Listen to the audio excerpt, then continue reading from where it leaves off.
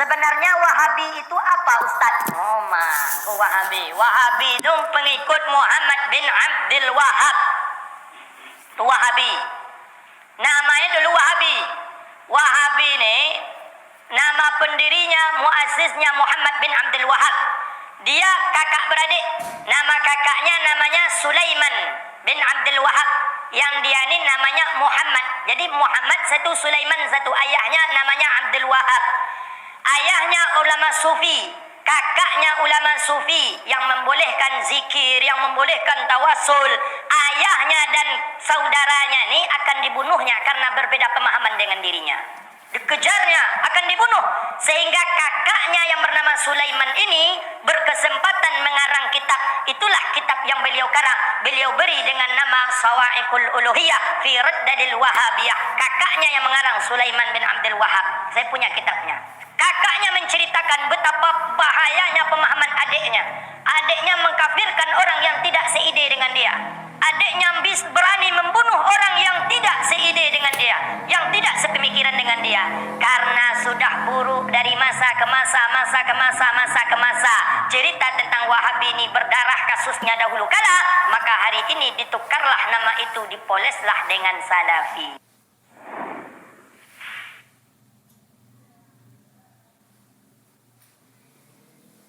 Kalau bicara hujatan, cacian, makian biasa. Ya kita kalau berdakwah nggak dihujat sama musuh kita, kata Ibnu Qayyim apa? Ad-diddu yuzhiru hasanuhu diddi wa bididdiha tatabayyanul asya. Dengan adanya permusuhan dan dimusuhi oleh musuhmu, kamu akan tahu kebenaran dirimu karena kamu dimusuhi. Karena kamu menyampaikan sebuah kebenaran, kamu nggak dimusuhi, berarti kamu bercampur dengan yang nggak benar. Dari zaman Nabi, ketika Nabi mengajak bab rububiyah biasa aja, pas bicara tauhid musuh. Sama dari mulai pahlawan-pahlawan Islam di Indonesia kan begitu. Waktu mengajak bermusyawarah, berembuk, bagaimana bercocok tanam, belum ada keributan. Ketika sudah ngomong yang namanya tauhid, Tengku Umar bicara tauhid, Tuanku Imam Bonjol bicara tauhid, Sultan Hasanuddin bicara tauhid, Pangeran Diponegoro bicara tauhid, kemudian terus sampai kepada Hadratus Syekh Hasyim Asy'ari bicara tauhid, biar Kiai Ahmad Dahlan bicara tauhid, Haji Agus Salim bicara tauhid, Buya Hamka Hasan semua bicara tauhid. Belanda khawatir musuh-musuh Islam.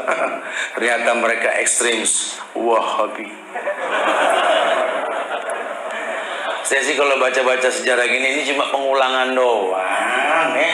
Mental Belanda masih nempel di badan kita, mental VOC. Ngeliat orang tegesan dikit, Wahabi dirusak. Padahal tiap tahun pada haji ke negeri Wahabi gitu. Dan pada istirahat di negeri Wahabi aman-aman aja. Ini Wahabi yang mana sih yang dimaksud gitu? Raja Wahabi datang dengan pinjaman tanpa bunga. Raja Wahabi datang nggak ngerepotin, udah mobil bawa sendiri, pesawat bawa sendiri, betul?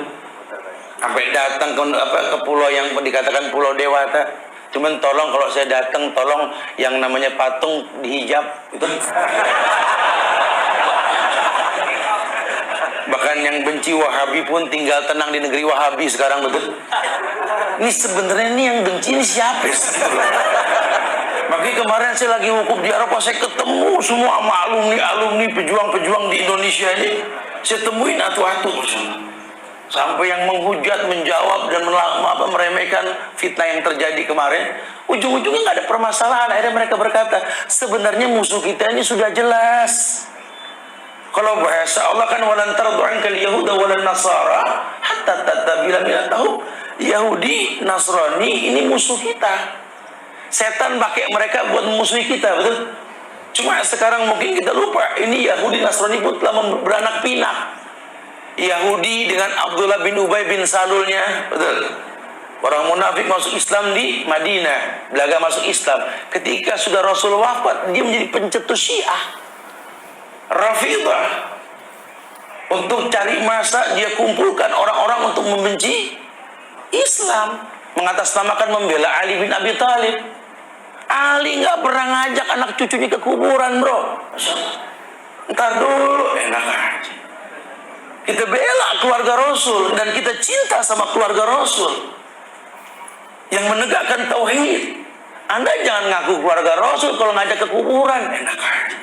Nggak bisa begitu. Wallahi, betul-betul kita harus paham. Dakwah tauhid itulah yang mendatangkan kemudahan. Dan negeri ini merdeka karena rahmat Allah. Dan rahmat Allah datang karena tauhid. Dan Indonesia harus bertauhid. Bukan cuma mengaji, bertauhid. Ketika tauhid ditegakkan, Allah yang janji. Allah janji, wa ma liz-zalimina min ansar. Tidak akan pernah datang pertolongan Allah buat orang yang tidak bertauhid. Makanya negeri ini seakan-akan nggak ditolong.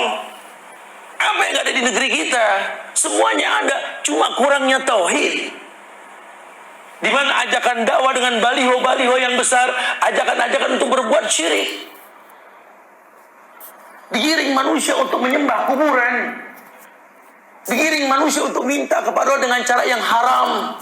Walaupun nabinya berkata kullu bid'ah dhalalah, tidak, itu dulu, sekarang nggak apa-apa. Sehingga kajian tauhid ini cuma pakai broadcast. Kajian yang menyesatkan pakai baliho di persimpangan jalan. Coba lihat. Ini negeri kita, wahai anak bangsa, yuk bergandeng tangan, kuatkan ukhuwah kita.